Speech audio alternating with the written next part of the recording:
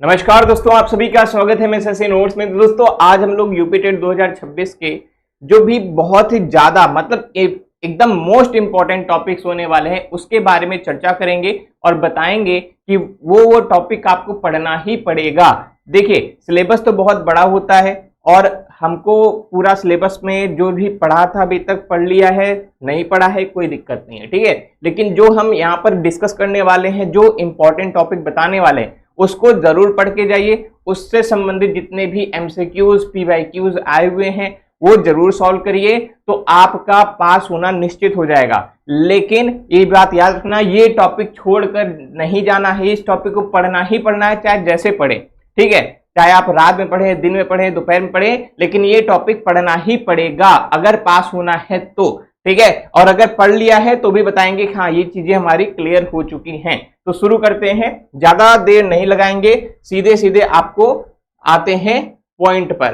तो अंतिम 10 दिनों में कौन कौन सी चीजें यहाँ पर हमें पढ़नी है, जैसे क्या पढ़ें क्या छोड़ें, है ना। ये होता है ना कि यार इसको अभी तो ये नहीं पढ़ा है, इसको छोड़ दें क्या, या ये भी नहीं पढ़ा है या इसको पढ़ लें, है ना। तो यहाँ पर सारे डाउट्स यहाँ पर हम क्लियर करने वाले हैं। देखिए सबसे पहले आपको ये समझना पड़ेगा कि सीटेट और यूपीटेट दोनों का ट्रेंड होता है अलग अलग, है ना। सीटेट में पेडागोजी की थ्योरी जो है वो ज्यादा पूछी जाती है और लंबे लंबे ऑप्शंस ज्यादा पूछे जाते हैं, ठीक है। लेकिन अगर हम यूपीटेट की बात करते हैं तो यूपीटेट में सीधे सीधे फैक्ट्स आते हैं, है ना। जो भी जैसे जितने भी हमारे ग्रामर आते हैं वो आते हैं, जितने भी साहित्य जैसे कवि है ये उनकी कुछ रचनाएं हैं तो पूछ लेगा कि ये रचना किसकी है या किस कवि की है, ऐसा करके, ठीक है। और रटने वाला सिद्धांत यहाँ पर लागू होता है। यहाँ पर सीटेट में क्या होता है कि हमें सोचना पड़ता है, हमारा यहाँ पर जो 4 ऑप्शंस रहते हैं उसमें हमें सोचना पड़ता है कौन सा सही है कौन सा गलत है, लेकिन इसमें सीधे सीधे फैक्ट्स पूछता है। ये बात क्लियर हो गई होगी, ठीक है। अब बात करते हैं आगे। सबसे पहले अगर हम सीडीपी की बात करते हैं, बाल विकास की बात करते हैं, तो बाल विकास में सबसे जितने भी इंपॉर्टेंट टॉपिक्स हैं इसमें देखिए, अगर हम पियाजे की बात करते हैं ना, पियाजे, वाइटगोस्की और कोहलबर्ग, ये 3 लोग जो हैं, ये 3 लोग सीडीपी के पिलर हैं आप लोगों के लिए, है ना। ये 3 लोग पिलर हैं, इसको आपको पढ़ना ही पढ़ना पड़ेगा। और उसके बाद जो है थार्नडाइक हैं, पावलाव हैं और स्किनर हैं। ये 6 लोग ऐसे हैं, इनके जितने भी सिद्धांत हैं, है ना, इनके सिद्धांत आपने पढ़े हैं या नहीं पढ़े हैं। अगर पढ़े हैं तो उसको पूरी तरीके से एक बार रिवीजन कर लीजिएगा, है ना। पियाजे क्या कहते हैं, उनसे संबंधित जितनी भी थ्योरी है और इसको कौन काटता है ये भी याद रखना। और इसी तरीके से वाइटगोस्की हो गए, इसी तरीके से कोहलबर्ग हो गए, इसी तरीके से थार्नडाइक हो गए, पावलाव हो गए और स्किनर हो गए, है ना। तो इन 6 को 6, ये जो 6 है ना, 6 मतलब आपका छक्का लगा देंगे, ठीक है। अगर आपको छक्का लगाना है अपने एग्जाम में तो इन 6 को पढ़ के जाना है और इनका फैक्ट्स याद करना है, यानी किस सन में दिया था, किस पर किया था, किस पर प्रयोग किया था, इसका सिद्धांत क्या है, मतलब एकदम फैक्चुअल क्वेश्चंस आपको यहाँ पर पूछे जाते हैं, ठीक है। तो ये पॉइंट आपको याद रखना है, चाहे आप नोटबुक बना लीजिए या अभी पेपर पेन लिए होंगे तो ये लिख लीजिएगा। अगर बात करते हैं सीडीपी के अन्य स्कोरिंग स्तंभ, यानी सबसे पहले तो वो आपको 6 की बार पढ़ना ही पढ़ना है। उसके बाद आपको क्या क्या पढ़ना है, जैसे क्वेश्चंस आते हैं बुद्धि के बारे में, है ना, जैसे इड ईगो, है ना, इसके बारे में क्वेश्चंस आते हैं, है ना। चेतन मन, अवचेतन मन, अचेतन मन, इसके बारे में प्रश्न आते हैं, है ना। जो बुद्धि जैसे कुछ होते हैं कि जो मंद बुद्धि बालक होते हैं, है ना, उसकी एज क्या होती है, उसका परसेंटेज क्या होता है, सारी चीजें यहाँ पर फैक्ट वाला पूछा जाता है। जैसे है कि बुद्धि के एक कारक है, द्विकारक है, बहुबुद्धि सिद्धांत है, व्यक्ति का मापन की जो प्रमुख विधियां हैं, है ना, बुद्धि का मापन, व्यक्तित्व का मापन है, उसकी जो प्रमुख विधियां हैं किसने दी है और वो विधियां क्या है, इसके बारे में यहाँ पर फैक्ट्स आपको जरूर पढ़ना है। वृद्धि और विकास, है ना, वृद्धि और विकास यानी डेवलपमेंट एंड ग्रोथ के बारे में, ये दोनों चीजें अलग अलग होती हैं, है ना। यहाँ पर पूछ लिया जाता है डायरेक्ट क्वेश्चन कि जैसे डेवलपमेंट क्या हमेशा होता रहता है या वृद्धि जो होती है हमेशा होती रहती है या नहीं होती रहती है, ऐसा करके क्वेश्चंस आ जाते हैं, है ना। कि वृद्धि की परिभाषा क्या है और विकास की परिभाषा क्या है ना, विकास के सिद्धांत किसने किसने क्या क्या दिए हैं, है ना, क्या बोला है, अवस्थाएं कौन कौन सी हैं, शैशवावस्था, बाल्यावस्था में, और यहाँ पर एज ग्रुप का बात करता है, यहाँ पर वर्डिंग का बात करता है कि कितना मतलब इतने अवस्था में जो बालक होता है वो कितने वर्ड्स को सीख पाता है या नहीं सीख पाता है, और किशोरावस्था तक आते आते उसके पास कितने वर्ड्स होते हैं, समझने की शक्ति कितनी हो जाती है, तर्क शक्ति कैसे होती है, ये सभी हमें हमारे वृद्धि और विकास में यहाँ पर समाज में आता है। फिर उसके बाद आते हैं हम लोग क्लासरूम में। तो क्लासरूम में क्या होता है, समावेशी शिक्षा होती है, और जितनी भी नीतियां का मतलब क्या हो गया कि भारत सरकार और राज्य सरकार ने जो जो नीतियां बनाई हुई हैं, कब बनाई है ना, और उसका पालन कब हुआ या कब से शुरू हुआ, ऐसा करके भी यहाँ पर डायरेक्ट क्वेश्चन जो है आ जाता है। जैसे आपको पढ़ना पड़ेगा, जैसे डिस्लेक्सिया है, डिस्कैल्कुलिया है ना, डिस्ग्राफिया है, इस सभी के बारे में आपको क्या करना है, पढ़ना है। यानी जितने भी दिव्यांगत प्रकार हैं ये सभी आपको पढ़ लेना है। और एनसीएफ 2005 और एनईपी 2020 जो नई एजुकेशन पॉलिसी आई थी, और उसके बाद जो है आरटीई का जो अधिनियम है 2009, इनके फैक्ट्स आपको पूरा का पूरा पढ़ना पड़ेगा। ठीक है, यहां पर ऐसे नहीं पूछेगा कि इसके अनुसार क्या है, इसमें सीधे सीधे बोलेगा इसमें क्या दिया गया था, है ना। तो यहाँ पर ये चीजें आपको फैक्ट्स में पढ़नी है। ये बात हो गई हमारी सीडीपी की। अब बात करते हैं हिंदी की। हिंदी में 2 सेक्शन होते हैं जिसमें व्याकरण होता है, 2 क्या 3 मान लो व्याकरण है। फिर उसके बाद साहित्य से एकदम नॉर्मल क्वेश्चंस पूछते हैं, और आता है क्या, गद्यांश और पद्यांश, है ना। गद्यांश आता है और पद्यांश आता है। ठीक है, तो इन देखो गद्यांश पद्यांश आपको डेली एक या 2 प्रैक्टिस करेंगे तो आपको एग्जाम में इसमें पूरे नंबर मिल जाते हैं। फिर साथ ही साथ व्याकरण में जो इंपॉर्टेंट टॉपिक्स हैं, जैसे रस छंद अलंकार है, यहां से क्वेश्चन 100% बनना ही बनना होता है। वर्णमाला से क्वेश्चन 100% बनना ही बनना होता है। संधि समास से यहाँ से 3-4 नंबर पक्के आते ही आते हैं। ठीक है, और तद्भव तत्सम हो गए, देशज विदेश शब्द हो गए, यानी शब्द अर्थ के आधार पर शब्द भेद हो गए, ये सभी चीजें पूछी जाती हैं। और व्याकरण में संज्ञा सर्वनाम क्रिया विशेषण लिंग वचन कारक, इन सब से भी क्वेश्चन आता है।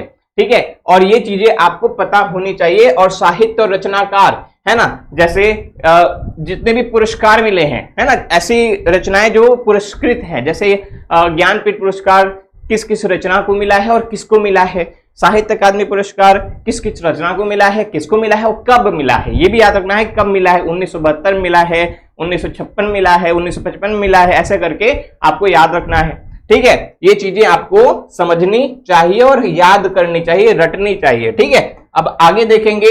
अब अगर हम बात करते हैं पर्यावरण की, तो देखो यहाँ पर पर्यावरण में संविधान से बहुत सारे प्रश्न आते हैं, है ना। अगर हम संविधान से बात करें तो संविधान से 4 से 5 प्रश्न पक्के आते हैं। ठीक है, और पर्यावरण से संबंधित जितने भी संविधान में आर्टिकल्स हैं उसको आपको याद करना है ना। और संविधान में मौलिक अधिकार से 1 से 2 क्वेश्चन यहाँ पर बनता ही बनता है। ठीक है, प्रस्तावना से क्वेश्चन बनता ही बनता है। तो प्रस्तावना और मौलिक अधिकार तो छोड़ने का मतलब नहीं है, तो प्रस्तावना भी याद रखना है, मौलिक अधिकार भी याद करना है। फिर राष्ट्रपति किस अनुच्छेद के अंतर्गत आता है, महाभियोग कब लगता है, किस अनुच्छेद के अंतर्गत लगता है, ये क्या क्या प्रक्रियाएं होती हैं, संसद जो है संसद का गठन किस अनुच्छेद के अंतर्गत होता है, और संसद में जैसे कितने जो मेंबर होते हैं उनकी उम्र क्या होती है, राष्ट्रपति की उम्र क्या होती है, बनने की समय सीमा क्या होती है, ये सारी चीजें जो हैं पूछी जाती है। लोकसभा हो गया, विधानसभा हो गया, इसके बारे में भी पूछा जाता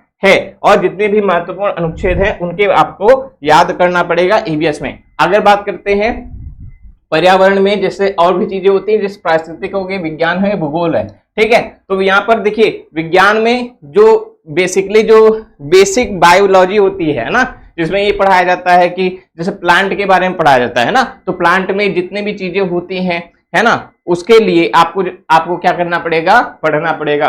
ठीक है, जैसे खाद्य श्रृंखला, यहां से 1 क्वेश्चन 2 क्वेश्चन जरूर मिलता है ना। खाद्य श्रृंखला भी बहुत ज्यादा इंपॉर्टेंट है, खाद्य श्रृंखला पढ़ के जाएंगे। और उसके बाद पारिस्थितिक तंत्र के घटक हो गए, जैव विविधता हो गई, और जैसे रेड डेटा बुक से 1-2 क्वेश्चन मिल जाते हैं कभी कभी, है ना। और उसके बाद बात करेंगे प्रमुख पर्यावरण सम्मेलन कहाँ हुए, ओजोन परत से संबंधित जो डेवलपमेंट हो रही है और क्या उससे संबंधित न्यूज है, वो भी आपको यहाँ पर पढ़ना पड़ेगा। जो भी यहाँ पर पर्यावरण सम्मेलन होते हैं और इससे संबंधित जितने भी अंतरराष्ट्रीय है ना, अंतरराष्ट्रीय ऑर्गेनाइजेशन है, जैसे WHO हो गई, वो उसका मुख्यालय कहाँ है ये पूछा जाता है ना। जैसे वर्ल्ड हेल्थ वाला हो गया, वो कहाँ है ना। ऐसे मतलब करके फैक्ट्स आपको पूछेंगे, और जहां जहां जो हुआ है या किसी तारीख को हुआ है, और हाँ इंपॉर्टेंट तारीख भी याद रखना है। जैसे 5 जून हो गया, पृथ्वी दिवस हो गया, है ना, जल दिवस हो गया, ये सभी चीजें आपको याद करनी है। ठीक है, हाँ ये चीजें आपको याद रखनी है। भूगोल में क्या याद करना है, देखो भूगोल में जो है भारत के भूगोल में मतलब पहाड़ पर्वत किस क्षेत्र में कैसा पहाड़ है ना, क्या, और उष्ण कटिबंधीय वन कहाँ पाए जाते हैं, इस तरीके से प्रश्न यहाँ पर पूछा जाता है। सबसे ज्यादा वर्षा कहाँ होती है, सबसे ज्यादा कम वर्षा कहाँ होती है, सबसे ज्यादा, या फिर जो होता नहीं वाटर साइकिल होता है वो कैसे होता है ना। ये सारी चीजें जो है यहाँ पर पूछी जाती हैं। कितने महासागर हैं, कितने महाद्वीप हैं, भारत कितने महाद्वीपों से घिरा हुआ है, या कितने भारत के जो बगल में जो सागर हैं वो कैसा बटा हुआ है ना, और उसका जो दिशा है ये पूछा जाता है कि किस दिशा में है, किस दिशा में नहीं, ऐसा करके भारत के बारे में पूछा जाता है। और विज्ञान और स्वास्थ्य विज्ञान में मैंने बताया कि बेसिक बायोलॉजी पूछी जाती है, फिजिक्स केमिस्ट्री नहीं पूछी जाएगी, है ना, कि तुम कह दो कि फिजिक्स पूछ लेगा, केमिस्ट्री पूछ लेगा। यहाँ पर बेसिकली एक बायोलॉजी जो है वो पूछी जाती है, वो भी किससे संबंधित, जैसे रोग हो गया, हमारे स्वास्थ्य में जो DNA होता है, फिर उसके बाद ये जो क्या कहते हैं ब्लड होता है, ब्लड ग्रुप होता है, इससे संबंधित क्वेश्चंस यहाँ पे आते हैं। कौन रक्त दे सकता है, कौन रक्त ले सकता है, इसके बारे में क्वेश्चंस यहाँ पर आते हैं, और बहुत ज्यादा क्वेश्चंस यहाँ पर बनते हैं। विटामिन का क्या काम है, कौन से विटामिन होते हैं और उसका काम क्या होता है, ये भी पूछा जाता है। ठीक है, और एक जो और है, सभी का एक केमिकल नेम होता है, रासायनिक नाम होता है ना, वो आपको याद जरूर रखना है। और जो खोज करता है ना, जैसे ये ब्लड ग्रुप की खोज किसने की थी, सबसे पहले किस पर ये आजमाया गया था, उस बंदर का नाम क्या था, मतलब सारी चीजें जो है फैक्ट्स में यहाँ पर पूछी जाती है, तो इसको भी आपको याद रखना है। आगे देखेंगे, अगर हम मैथ्स की बात करते हैं तो देखो सबसे पहले आपको पता ही होगा कि यहाँ पर नंबर सिस्टम से सबसे ज्यादा क्वेश्चंस आते हैं। नंबर सिस्टम हो गया, सिंप्लीफिकेशन हो गया, फिर उसके बाद अंकगणित यानी अर्थमेटिक से, जैसे एवरेज हो गया, प्रॉफिट लॉस हो गया, और उसके बाद जो है SI हो गया, और उसमें रेशियो हो गया, है ना। हाँ, तो ये सब क्वेश्चंस जो हैं आपके ज्यादा बनते हैं, तो ये भी टॉपिक्स आपको पढ़ के जाना है। ठीक है, और हाँ ज्यामिति से बहुत सारे क्वेश्चंस आते हैं, जैसे ज्योमेट्री हो गया, इसमें सर्कल का सर्कमफ्रेंस क्या होता है, रेडियस क्या होता है, और उससे संबंधित क्वेश्चंस आते हैं। और स्क्वायर हो गया, ट्रेपिज्म हो गया, है ना, आयत हो गया, त्रिभुज हो गया, इनसे संबंधित, जैसे त्रिभुज में पाइथागोरस नियम क्या होता है ना, उससे संबंधित जितने भी चीजें हैं वहां से क्वेश्चंस बन जाते हैं। एंगल से क्वेश्चंस बनते हैं, ये एंगल है, ये एंगल है, तो ये बताओ ये एंगल क्या होगा, ऐसे करके क्वेश्चंस बनते हैं और बनेंगे। ठीक है, ये बात याद रखना है। तो मैथ्स में ऐसे पढ़ना है। ठीक है, अगर बात करते हैं हम लोग, अगर भाषा की बात करते हैं, अगर आपके विकल्प है संस्कृत, तो संस्कृत का आप लोग यहाँ पर स्क्रीनशॉट ले सकते हैं। ठीक है, यहाँ पर स्क्रीनशॉट ले सकते हैं। मैश्वर सूत्र कंपलसरी है, मैश्वर सूत्र और प्रत्याहार जो है कंपलसरी आपको पढ़ना ही पढ़ना है। और संधि समास कारक जो आपने हिंदी में पढ़ा है तो उसमें काम आ जाता है, थोड़ा बहुत यहाँ पर 75% यहाँ पर काम हो जाता है ना। अगर हिंदी में पढ़ा हुआ है तो यहाँ पर 75% का काम यहाँ पर आपका हो जाता है अगर आप संस्कृत लेते हैं। और यही हाल है हमारा इंग्लिश में है। इंग्लिश में भी जैसे कोर ग्रामर है, पार्ट्स ऑफ स्पीच है, उनसे संबंधित क्वेश्चंस पूछे जाते हैं। प्रीपोजिशन से ज्यादा क्वेश्चंस पूछे जाते हैं, है ना। नाउन प्रोनाउन एडजेक्टिव से ज्यादा क्वेश्चंस पूछे जाते हैं यहाँ पर। अगर बात करते हैं यहाँ पर ट्रांसफॉर्मेशन, जैसे क्या है कि एक्टिव पैसिव हो गया, डायरेक्ट इनडायरेक्ट हो गया, इनसे संबंधित भी क्वेश्चंस यहाँ पर पूछे जाते हैं, है ना। अब हाँ, एंटोनिम्स सिनोनिम्स ज्यादा पूछे जाते हैं, ये भी याद रखना है। और वन वर्ड सब्स्टिट्यूशंस भी यहाँ पर पूछे जाते हैं, तो ये आपको याद रखना है, इतना तो पढ़ के जाना है। मेरा ये कहना है कि आपने अगर वो पूरा अगर टिक नहीं किया है, इसमें आप टिक करें कि आपने ये चीजें पढ़ ली है, अगर नहीं पढ़ी है तो उसको आज या कल में निपटा दीजिए, है ना। मेरे इस वीडियो को बनाने का मकसद यही है कि ये चीजें तो कम से कम पढ़नी ही पढ़नी है। अगर नहीं पढ़ी, अभी तक छूटा है, तो उसको पढ़ लीजिएगा, क्योंकि यहीं से क्वेश्चंस बहुत सारे आते हैं, ठीक है। और आपके पास होने की कुंजी जो है यही है। और इसके बाद देखो सीडीपी हो गया, हिंदी हो गया, ईवीएस हो गया, मैथ्स हो गया, लैंग्वेज 2 हो गया। इसके लिए हम यहाँ पर एक मास्टर टॉपिक्स इसमें दिए हुए हैं, आप इसको चेक कर सकते हैं। और पीछे वाला वीडियोस में जितने टॉपिक्स हैं उसको भी आप चेक कर सकते हैं। तो 10 दिन की सटीक फोकस और सफलता आपकी हो जाएगी यहाँ पर। और आज ही से इस ब्लूप्रिंट पर को फॉलो करेंगे और अपना स्कोर क्या है सुरक्षित करेंगे, ठीक है। 90+ पासिंग मार्क्स होता है, 150 नंबर क्वेश्चंस आते हैं, नेगेटिव मार्किंग नहीं आती है, हमें टारगेट 120+ लेके चलना है, ठीक है। तो कितने लोग अभी तक क्या क्या टॉपिक्स पढ़ चुके हैं या कितना और किस सब्जेक्ट्स में दिक्कत हो रही है आप बता सकते हैं। और हाँ, हमारी मैराथन क्लासेस भी चलने वाली हैं और 10 दिन लगातार टॉपिक वाइज मैराथन क्लासेस चलेंगी, जिसमें हम टॉपिक वाइज एमसीक्यूज कराएंगे। फिर उसके बाद लास्ट 5 डेज में हम लोग आपको फुल लेंथ का मॉक टेस्ट कराएंगे, यानी पेपर का जो होता है ना कि गेस्ट पेपर कैसा बनता है या उसमें सबसे ज्यादा जो पॉसिबिलिटीज होती है क्वेश्चंस आने की, वो हम लोग कराएंगे। तो उस पर आप लोग जरूर ध्यान दीजिएगा। और अगर आपको पीडीएफ वगैरह चाहिए तो 83 82 91 23 62 ये हमारा नंबर है। इस नंबर पे आप कॉल करें या फिर हमारा जो क्या कहते हैं एप्लीकेशन है MS SSC नोट्स, है ना, ये जो पीडीएफ है हम इसको MS SSC नोट्स में फ्री पीडीएफ में डाल देंगे। पीडीएफ आपको फ्री ऑफ कॉस्ट मिल जाएगी। और कमेंट करके बताएं अगर किसी में किसी चीज में दिक्कत हो रही तो उसका हम एक अलग से एक शॉर्ट टॉपिक लेकर आए। और जो भी टॉपिक है, अगर आपको नहीं समझ में आ रहा है, सर ये टॉपिक थोड़ा सा लेंथी लग रहा है, इसको समझा दीजिए, तो हम एकदम से शॉर्ट तरीके से एकदम बढ़िया से पीपीटी बनाकर आपको 15 से 20 मिनट के अंदर वो पूरा का पूरा टॉपिक आपको समझा देंगे, ठीक है। तो कोई दिक्कत होगी तो जरूर कमेंट करिएगा। चैनल पर नए हैं तो चैनल को सब्सक्राइब करके जाइएगा। मिलते हैं अगले वीडियो में, तब तक के लिए बहुत बहुत धन्यवाद। नमस्कार, जय हिंद।